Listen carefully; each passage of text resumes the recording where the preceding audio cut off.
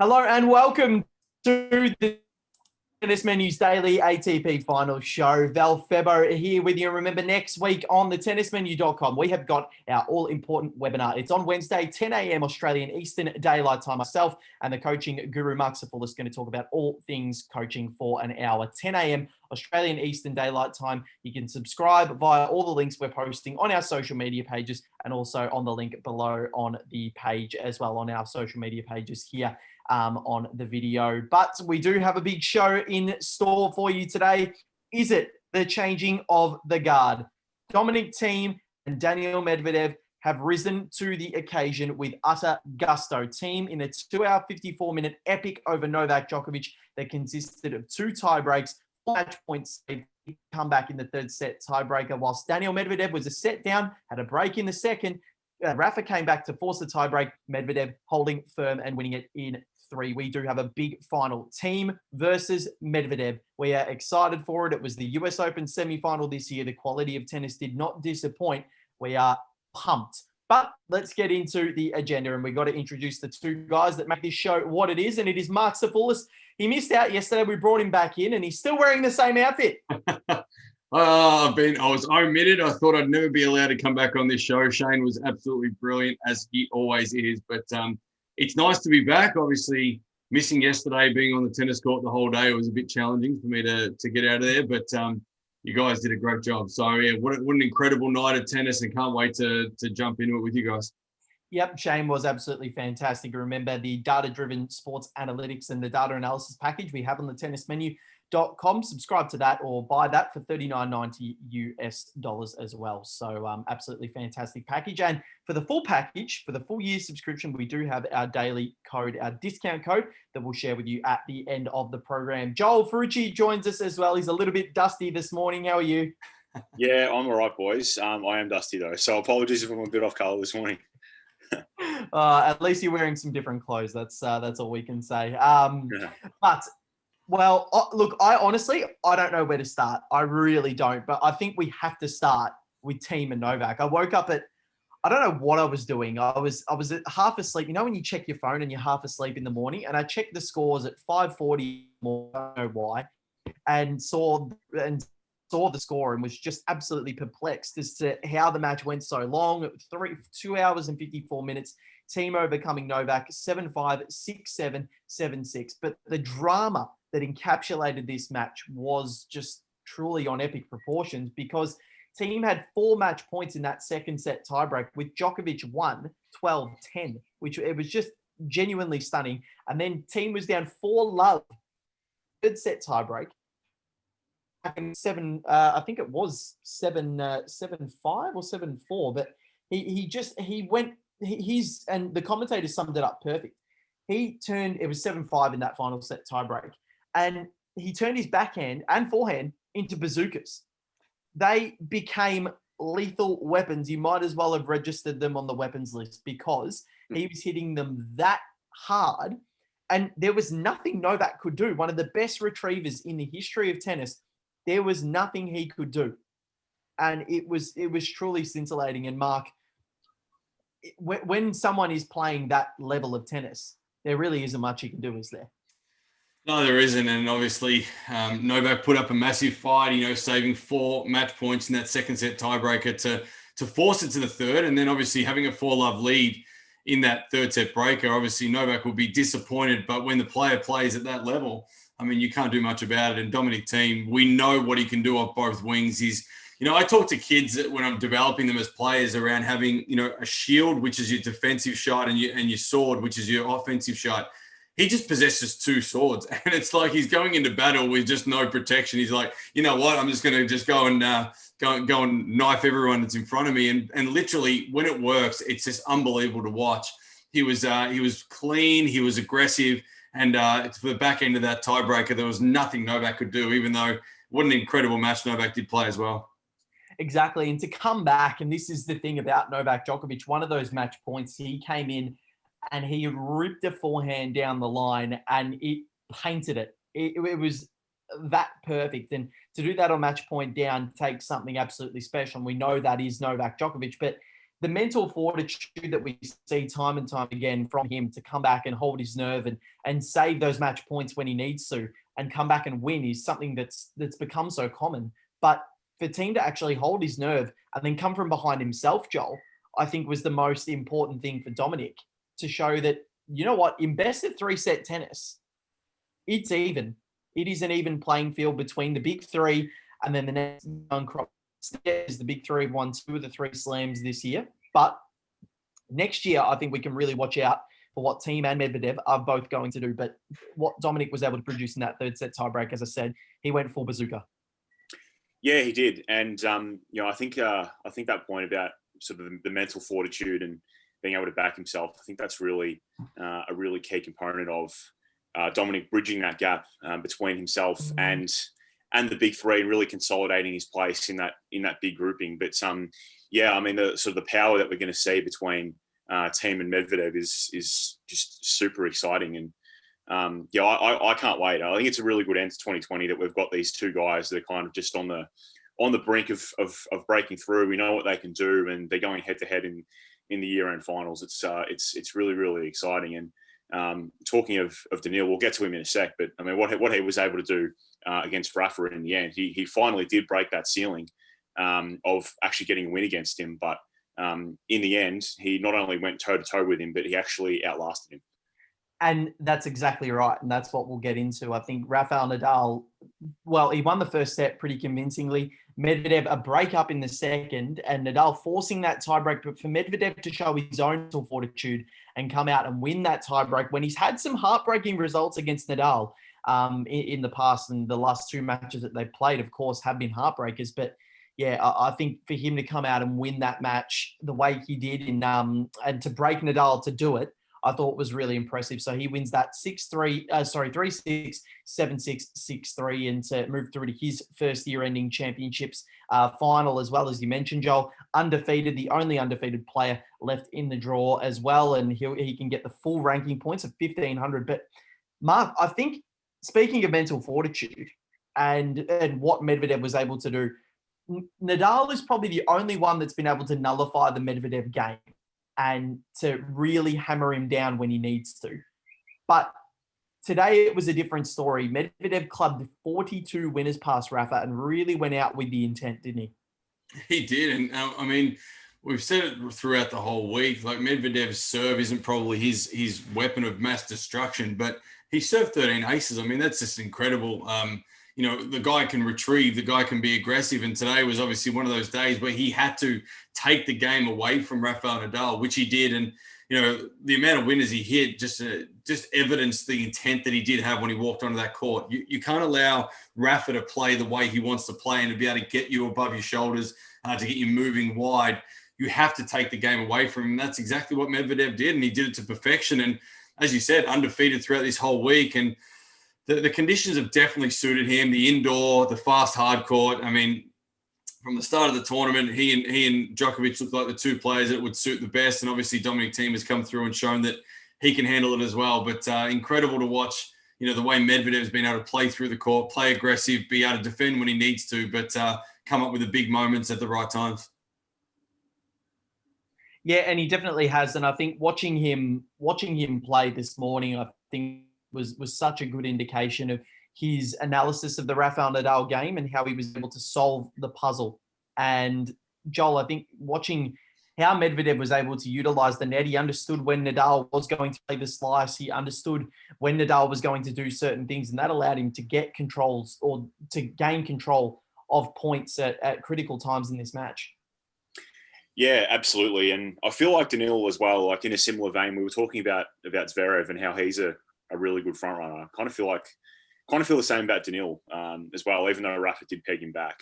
Once he's up and going and confident, he's pretty hard to stop. And obviously in the end, as we were talking about before, he did get on top of Rafa and physically, which was the most impressive thing. He in the 3rd set, towards the end of the 3rd set, he really did well and truly have his measure. And that was probably I can't remember ever seeing Rafa as fatigued. I mean, it's been a fair while since I've seen him that tired.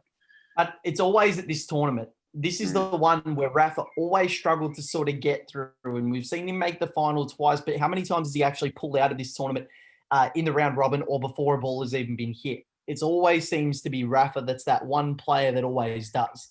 By the time the year gets to this point, it's always hard for him to try and, I guess, get through the tournament. And because he plays such a 150% type game into every shot that he plays, it's hard. And it's not easy for him to get through because it is hard on his body, and he's had that history of injuries. And I don't think he played a bad brand of tennis, but Marc, you mentioned the other day Nadal's sort of fortitude at the net and how good he is. It was only fitting that he came in on kind of a weird shot at the end, and then the volley didn't, or I think to give up match point. He came in, probably wasn't the best approach shot, and then the volley that he tried to hit didn't even end up going over the net. So I guess it was fitting that Medvedev was able to exploit that and exploit Nadal's net skills, and then end up converting the match point in the next time around. Yeah, Nadal's obviously got, you mentioned before, he's a high-intense player. He obviously can get fatigued quite easily towards the back end of the year because he puts so much into every single match, every single training session. He's built upon being an amazing athlete, and his net game is not a pure net gamer sense. He's more of an aggressive baseliner that comes in at the right moments. And you're right, he finished off the match coming in at a poor moment, poor approach shot, and obviously Medvedev took the cake there. But I think Daniil, hats off to him. I think he's shown that he's thereabouts. We spoke about this the other day. Does it show that these guys, in terms of team, in terms of Medvedev, Zverev, are they at the level of Nadal, Djokovic? They are, but we did speak off air about this. Can they do it over 5 sets? That is, to me, the challenging component of that. And we know Dominic Thiem has been able to do it, but can the likes of Medvedev, Zverev, these sort of guys get through to a Grand Slam final, beat Nadal in a 5-setter, beat Djokovic in a 5-setter? That remains to be seen. But right now, I mean, there's no two hotter players on the ATP Tour than Daniil Medvedev and Dominic Thiem. So it's just fitting that they're both in the final. And it's a contrast of games, two different players, the way they play, one heavy, one flat. It's going to be extremely different to watch. I don't know. It's going to be a hard one to pick about who's going to win this. But, well done to Rafa. I think we did probably discount him in this tournament, as you did say. He has a poor record coming through to this event, but has shown that he's, the champion he is, and he's been here for a long time and obviously fought his way through it. And, it's a credit to him. He did test Daniil, but Daniil came through in the end. Yep, exactly right. And he was phenomenal. And I think it's so good. They're both likable characters, Thiem and Medvedev. So, well, let's get into the preview. Thiem leads 3-1 head-to-head against Daniil Medvedev. They've met 4 times since 2018. The matches, although I think only one of them has ever gone the distance, one of them has gone 3 sets. All other 3 have gone in straight sets victories to either pair. So it's interesting. And I think what impressed me the most about Dominic Thiem today, he was unbroken in 2 hours and 54 minutes against Novak Djokovic. And he doesn't have a big serve by any means, Joel, but he was unbroken against the best returner that's ever played tennis. I think that is the most underrated stat of such a long time. The team has been able to do what he did this morning, and it's such a rare occurrence. Djokovic played a ripping brand of tennis today. So to watch what Thiem was able to do was genuinely phenomenal. Yeah, it really was. And looking ahead to the final, I really don't know where to start with this because we've got 2 guys that are just in such great form. And I think it's probably fair to say that both guys, Dominic Thiem and Daniil Medvedev, this is probably almost the best form that either guy has ever been in. Maybe you could make a case for Medvedev at the US Open in 2019. Certainly Dominic Thiem. He's had an unbelievable season, as we know, and Daniil's just hitting form at the right time, clearly. So, look, there's been a few tough matches to pick this event, but fittingly, the final is another one of those. I mean, it's just really, really difficult to go one way or the other. I think probably Thiem. I'm just leaning towards him a little bit, but I'm interested to hear what you think, Marc. Yeah, look, I'm the same. I think we found it hard to pick anyone in this tournament, to be honest. So I think I'll stick with probably Medvedev only because I went with him at the start of the tournament and the conditions, but no confidence whatsoever. I feel like they're both playing some great tennis. Again, we'll look at who's the player who's going to serve the best and return the best. Obviously, they're the two key components on a fast court is that you got to look at your serve and return. Those first two balls are going to be critical. Who can take the control? If Medvedev keeps serving the way he is, and I think he's served 11 and 13 aces consecutively in the last two matches, if he can do something similar and win sort of 80% of his first serve points, then I think he'll probably win the match. But obviously, you're right. The way Dominic Thiem served against Novak Djokovic, if you can not be broken against the world's best returner and probably the best returner of all time, you're doing a good job. So, you're right, Joel. It's going to be a challenging match, and obviously one that I can't wait to watch. It's going to be one that I'm going to sit up and take real note of because I think they're both playing some exceptional tennis. And yeah, it's a really, really, really hard one. And I don't know where it's going to sit. I don't know who has the upper hand before you walk onto the court, but I think I'll just go with Medvedev just in a tight 3-set. I'll go 6-4 in the third set to Medvedev. Yep, that's not a bad pick. And I think if Thiem clubs the ball the way that he did against Novak Djokovic, I think Medvedev will have a hard time of it. But then again, the guy has the ability to nullify so many aspects and so many facets of everyone's game. And he can just take the pace off the ball when he needs to. He can change the angle on a dime like that. He's just so creative in the way that he goes about it. But the brute force of Dominic Thiem might be able to force its way through. Joel, what's your pick for the match? I'm going to go Thiem in 3. But having said that, yeah, very, very, very difficult to split it. Yep, I think I'm going to have to go Thiem in 3 as well. I think this one's going to go 7-5, 7-6 in the third set. I just think the way that both are playing, it's so cruel that both of them have beaten Novak Djokovic and Rafael Nadal in the same tournament, and only one of them is going to win. It's really cruel, and it's not every day that you can beat both of those and not win the title. It's just bizarre, but I guess it's what we're dealing with here at the year-end finals. It's a tournament where anything can happen, and we've seen that this week. And I think what Dominic Thiem has produced, I think, that Rublev match is a bit of an outlier. I don't think we can really take anything from that. Shane said it yesterday. It was a bit of a tank. The intensity and the reach wasn't there. He wasn't really going for too much, just trying to preserve himself for what he knew was going to be an epic against Novak Djokovic, and I guess he proved that. So, look, we'll definitely see what happens. And I do think it's going to be Dominic Thiem that wins that in a very tight 3-setter. So Joel and myself going with Dominic Thiem and Marc going with Daniil Medvedev. So at least one of us will be right on tomorrow's final review show. But that's all we had time for today on the Tennis Menu's daily ATP Finals show. And remember, Daily Show 10 is the code you need to put in for your 10% discount to our annual subscription of $99.90 US. That includes over 600 tennis-specific drills and resources to make you a better tennis coach or player or fan, just to understand the game. Put in that code DailyShow10 when you subscribe on the website, and we'll give you 10% off that subscription as well. So enjoy, tennis fans. Marc Sapulis, thank you very much today. Great to have you back on the show. Yeah, it was good to be let back on the show, to be honest. After Shane's performance yesterday was scintillating, and I've come off the bench and hopefully kick my 1 or 2 goals here. And well done to you guys on keeping the show going, and looking forward to tonight's match. Very much looking forward to it. Joel Frucci, thank you, and go have some bacon and eggs. That and a whole bucket of coffee, my friend. Yep, I've got my coffee right here. Thanks to my girlfriend, Rachel. She brought me one in just before the show. So very much enjoying that. But thank you very much, guys. Val Furbo, Marc Sapulis, and Joel Frucci joining you on the Tennis Menu's daily ATP Final show. We'll see you for one last time tomorrow, guys. It's going to be a massive night of tennis.